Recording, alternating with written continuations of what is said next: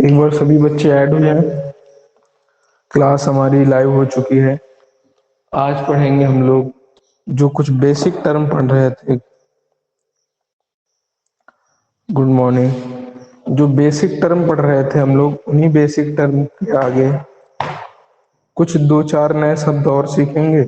फिर उसके बाद मंडलवाद, मेंडलिज्म जिसे कहा जाता है, उसको पढ़ना स्टार्ट कर देंगे।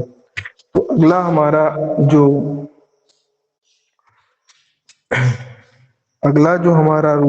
अगला जो हेडिंग थी हमारी, वो थी हमारी एलील। अगर आप लोगों ने डाला हो, नंबर 2 हेडिंग थी हमारी एलील। एलील क्या होता है? सभी स्टूडेंट्स जुड़ जाएं सबसे पहले, जल्दी से लाइव हो जाया करके फिर स्टार्ट किया जाए।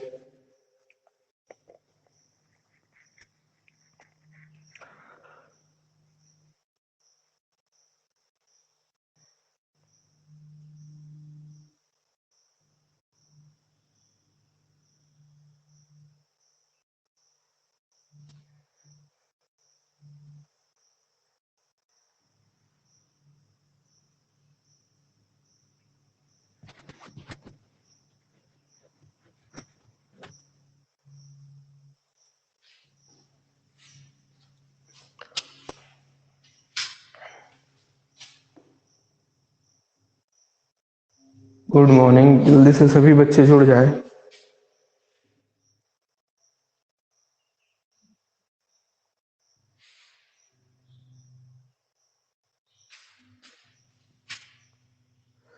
तो एलील क्या है, अब इसको समझो अच्छे तरीके से।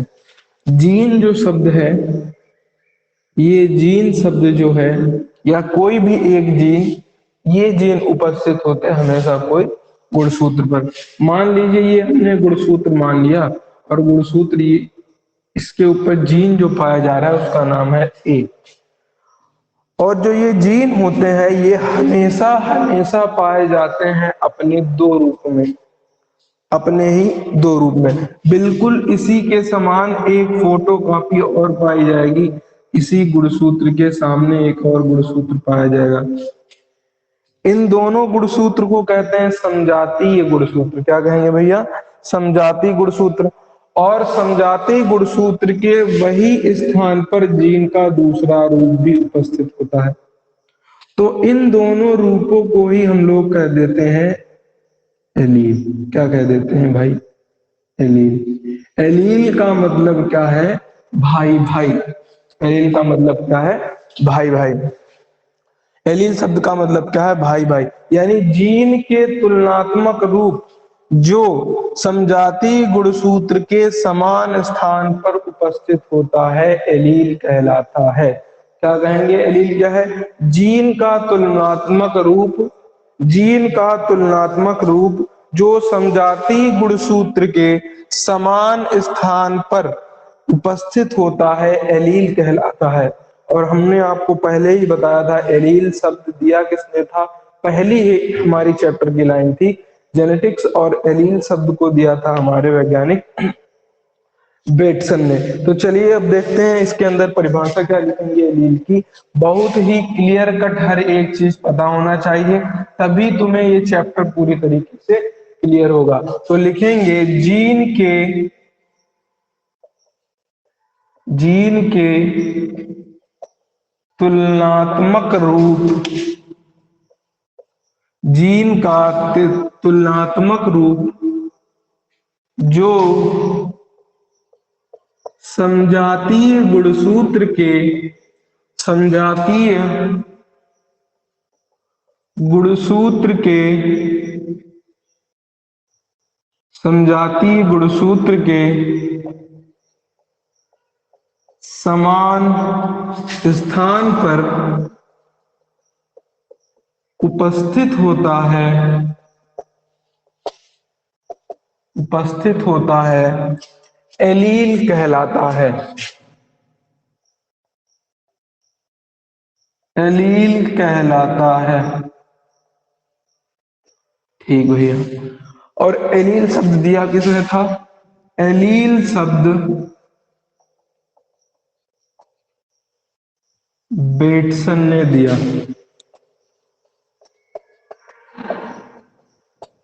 एलील शब्द किसने दिया था? बेटसन ने। अब कैसे, ये हो गए हमारे दो समजाती गुणसूत्र, इसके ऊपर ये ए वाला और ये ए वाला, ये दोनों क्या हो गए हमारे एलील। इस तरीके से भी पाया जा सकता है। ये दो हो गए समजाती गुणसूत्र और ये हो गए कैपिटल ए मान लिया, ये स्मॉल ए। अब कैपिटल स्मॉल का मतलब क्या है ये बाद में बताएंगे। अब है तो दोनों ए ही, छोटा है बड़ा है वो बात अलग की है, क्यों छोटा और क्यों बड़ा बनाया जाता है, लेकिन है तो दोनों ए ही, भाई भाई ही तो है, तो इसीलिए इसे कहते हैं हम लोग एलील। ये भी एक कंडीशन हो सकती है कि दोनों में ही क्या चले जाए, छोटे।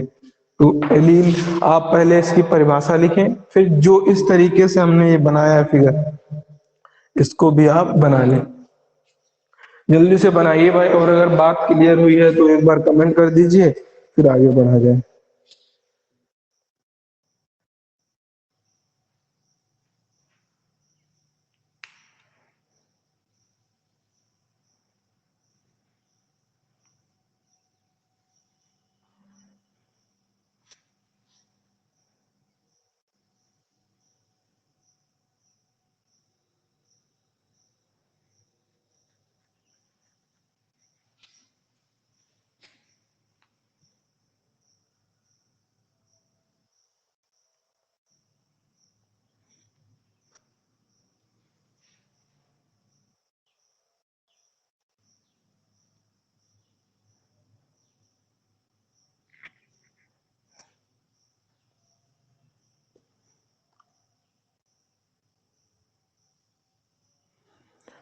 चलिए भाई, आगे अगली हेडिंग रहेगी हमारी होमोजाइगस।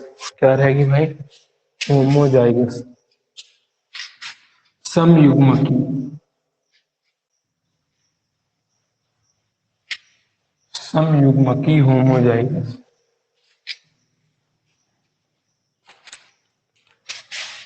तीसरी हेडिंग है हमारी समयुग्मकी, जिसे कहते हैं हम लोग होमोजाइगस।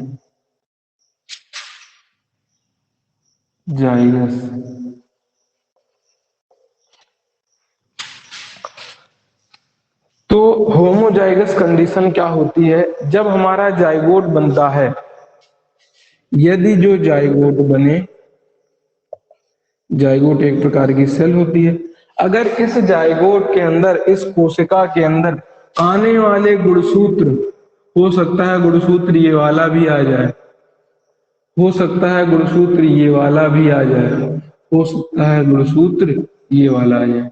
तीन ही कंडीशन तो हो सकती हैं, या तो ये आ सकता है गुणसूत्र, या तो ये आ सकते हैं, और या तो ये आ सकते हैं। इन तीनों में से एक ही कोई आएगा। इसके अंदर देखिए कि दोनों ही क्या है, कैपिटल ए कैपिटल है, समान है कि अलग अलग है? समान है। इसके अंदर भी क्या है, कैपिटल एक स्मॉल है, स्मॉल है, दोनों कैसे हैं? स्मॉल स्मॉल समान। लेकिन इसमें एक कैपिटल है और एक स्मॉल है, यानी समान नहीं है, जबकि क्या है, असमान। तो जाइगोट क्या है? जाइगोट के बनने में, युग्मनज के बनने में दो युग्मक भाग लेते हैं। यदि दोनों, यदि जो दोनों कारक, यदि दोनों जीन समान है तो उसे समयुग्मकी कहेंगे। क्या कहेंगे? समयुग्मकी कहेंगे। अगर दोनों जो हमारे फैक्टर है समान है तो उन्हें क्या कहेंगे? वे समयुग्मकी कहेंगे। तो परिभाषा क्या कहेंगे कि एक जाइगोट के बनने में दो, यदि दो युग्मक, यदि दो समान युग्मक भाग लें तो इसे क्या कहेंगे? होमोजाइगोट, समयुग्मकी या समयुग्मकी, और इसे क्या कह देते हैं हम लोग? समयुग्मकी। तो लिखेंगे भाई, समझ गए होंगे। अगर इन दोनों में से कोई एक चला जाए, मान लो ये इसमें आ गया कैपिटल ए कैपिटल, हो सकता है कि ये भी आ सकता है स्मॉल ए स्मॉल ए, तो दोनों समान है तो इसे क्या कहेंगे? समयुग्मकी। तो लिखेंगे जाइगोट के बनने में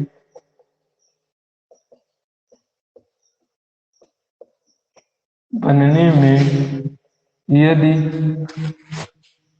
यदि दोनों समान कारक जाइगोट के बनने में यदि दोनों समान कारक भाग लें तो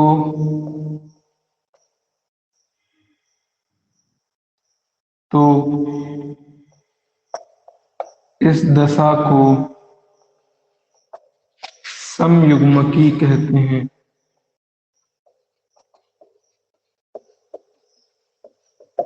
अब इधर बताइए भाई, एग्जाम्पल में समयुग्मकी के क्या लिख सकते हैं हम बताइए। अगर समान है तो हम लिख सकते हैं capital A small A capital D small T capital R. ये एग्जाम्पल है। यानी दोनों अल्फाबेट या तो कैपिटल होना चाहिए या तो दोनों अल्फाबेट कैसे होने चाहिए, स्मॉल। तो इन्हें क्या कहेंगे, समयुग्मकी। चलिए भाई,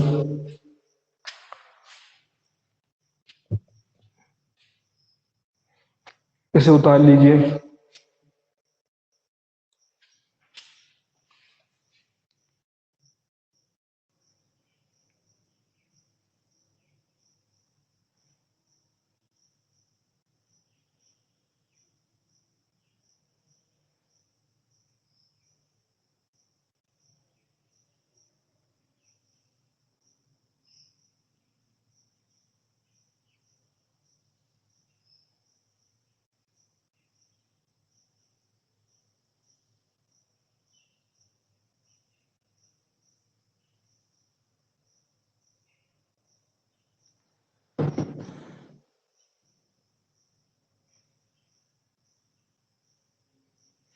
चलिए, अगली हेडिंग है हमारी विषम युग्मकी। अरे इसी में लिख देना था हमें। चलिए, अगली हेडिंग है हमारी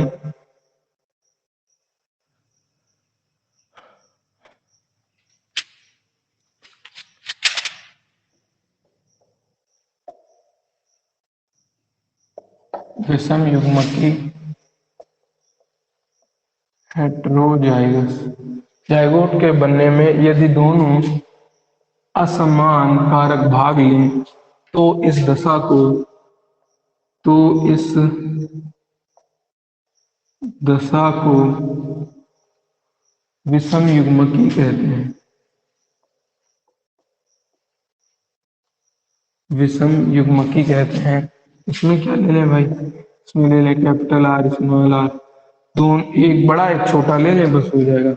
कैपिटल स्मॉल ए और क्या कैपिटल वाई स्मॉल, ये सब हो जाएंगे हमारे विषम युग्मकी।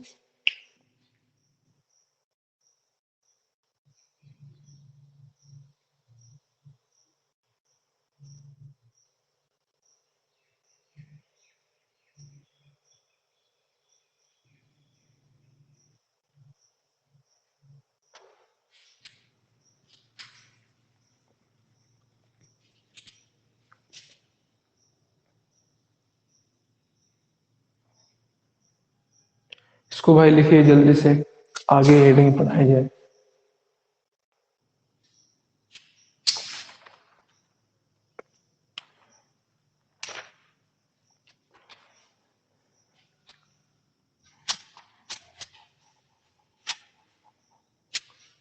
इसको भाई उतार लीजिए जल्दी से। अगली हेडिंग है हमारी, स्क्रीनशॉट ले लीजिए इसका। कैपिटल आर है ये, कैपिटल टी स्मॉल।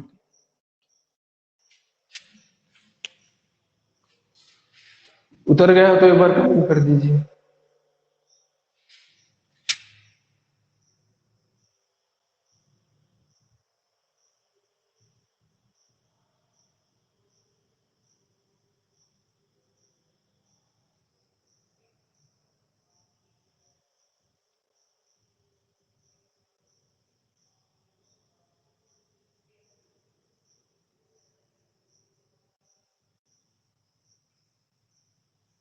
अगर उतर गया हो तो कमेंट कर दो भाई। अगर उतर गया हो तो जो है आप कमेंट कर दो।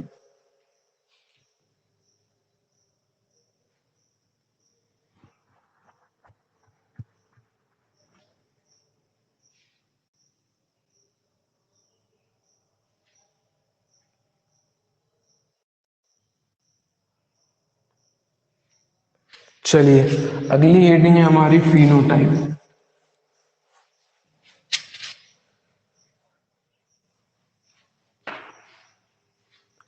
5 नंबर पर हेडिंग है दृश्य प्रारूप, फिनोटाइप। दृश्य प्रारूप का मतलब क्या है? ऐसा रूप जो हमें दृश्य हो। दृश्य का मतलब दिखाई देने वाला, रूप का मतलब आकार, आकृति, ये सब चीज। जैसे हम आपसे पूछे हम किस कलर की टी शर्ट पहने हैं, तो आप कहोगे सर लाइनिंगदार पहने। क्यों ये बता पाए? क्योंकि ये आपको आंखों से रूप दिखाई दे रहा है, दृश्यित हो रहा है, तो इसे कहेंगे दृश्य प्रारूप। ये पूछेंगे हम, बताइए ये व्हाइट बोर्ड किस, तो व्हाइट बोर्ड जो है ये कहाँ पर लिखा है जेनेटिक्स, तो आप कहेंगे यहाँ पर। तो क्यों आप बता पाएंगे? क्योंकि आपको दिखाई पड़ रहा है। किसी भी जीव के दृश्य रूप, किसी भी जीव का दृश्य रूप, बाह्य, किसी भी जीव का बाह्य दृश्य रूप जो दिखता हो, उसे ही क्या कहेंगे हम लोग? दृश्य प्रारूप। किसी भी जीव का बाह्य दृश्य रूप क्या होता है, क्या कहलाता है? दृश्य प्रारूप दिखाता है किसी भी जीव का एक निश्चित गुणों के लिए जो बाह्य रूप दिखता है, बाह्य दृश्य दिखता है, उसे क्या कहते हैं? दृश्य प्रारूप कहते हैं। लिखेंगे जीव के किसी भी जीव के निश्चित गुणों के लिए बाह्य दृश्य रूप, बाह्य दृश्य रूप ही दृश्य प्रारूप कहलाता है।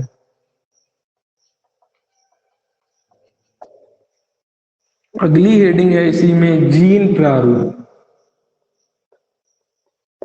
जीन प्रारूप को इंग्लिश में कहते हैं जीनोटाइप। अब इसे समझ लो जीनोटाइप क्या होता है, जीन प्रारूप। अच्छा ये बताइए, जीन जो है डीएनए के एक खंड को कहते हैं। जब हम अपनी आंखों से जीन, डीएनए को, कोशिका को नहीं देख पा रहे हैं, तो बताइए भाई जीन को कहां से देख लेंगे? तो बताइए जीन हमको क्या दिखाई पड़ेगी अपनी आंखों से? नहीं। तो हम लोग कहेंगे जीन अपनी आंखों से नहीं दिखाई पड़ेगी, लेकिन जीन के अनुसार ही किसी भी गुण को, जैसे हम काले हैं या हम गोरे हैं या हमारे बाल काले हैं या हमारी आंख काली है, या किसी भी गुण, चाहे अंदर का गुण हो चाहे शरीर के बाहर का गुण हो, हर एक गुण को दिखाता कौन है? जीन दिखाता है। तो ये कह सकते हैं कि दृश्य प्रारूप निर्भर करता है किसके ऊपर? जीन प्रारूप के ऊपर। क्योंकि जैसे ही जो जीन होगा उसी के अनुसार हमें दृश्य दिखाई पड़ेगा, उसी के अनुसार हमें चीजें दिखाई पड़ेंगी। तो जीन प्रारूप क्या है?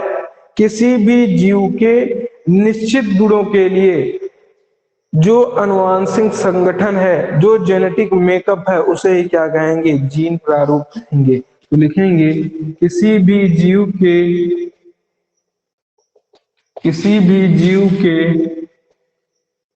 निश्चित गुणों के लिए, निश्चित गुणों के लिए, निश्चित गुणों के लिए अनुवांशिक संगठन, अनुवांशिक संगठन को जीन प्रारूप कहते हैं।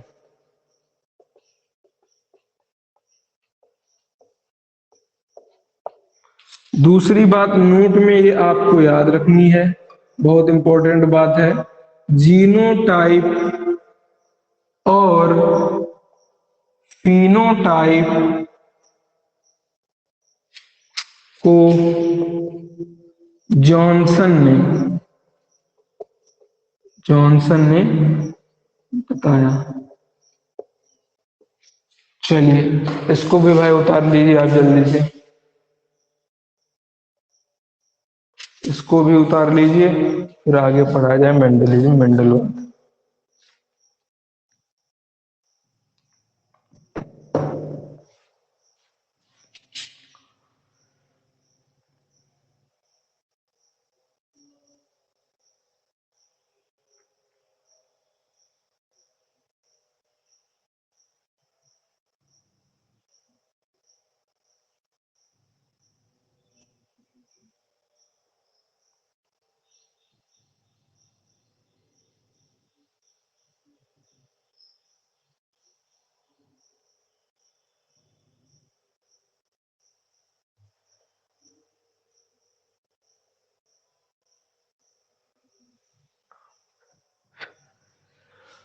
इसको उतार लीजिए जल्दी से। अगली हेडिंग है हमारी मेंडलवाद, मेंडलिज्म। अब जो है भाई हमारा टॉपिक जो अब स्टार्ट होंगे बहुत ही इंपॉर्टेंट होंगे। एक बार अगर लिख गया हो तो कमेंट कर दीजिए, स्क्रीनशॉट ले लीजिए जो भी आपको लेना है। बहुत ही जो है कंसेप्चुअल ये जो चैप्टर है हमारा, बहुत ही अच्छा चैप्टर और बहुत ही ज्यादा क्वेश्चन पूछे जाते हैं क्लास 12 के अंदर इससे। जो पढ़ा रहे हैं, जो चैप्टर शुरुआत में पढ़ा रहे हैं, ये समझिए इनसे बहुत ही क्वेश्चन बनते हैं, बहुत ज्यादा पूछा जाता है। तो वही वही सबसे पहले चैप्टर उठा रहे हैं। एक बार अगर लिख गया हो तो कमेंट कर दीजिए, लिख गया होगा स्क्रीनशॉट ले लीजिए। अगली हेडिंग है हमारी मंडलवाद।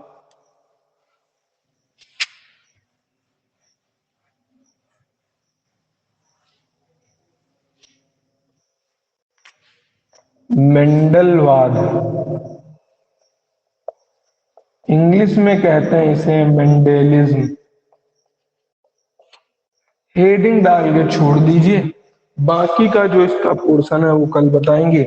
और जो आपके जो मित्र वगैरह है, जो फ्रेंड सर्कल है, उसमें ये बता दीजिए कि अब जिनकी पिछली क्लासेस छूट चुकी हैं तो कोई बात नहीं, वीडियो से कंप्लीट कर लें।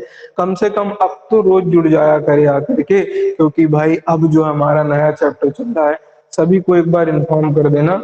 चलिए आज के लिए इतना ही रखेंगे, फिर मिलेंगे नेक्स्ट वीडियो।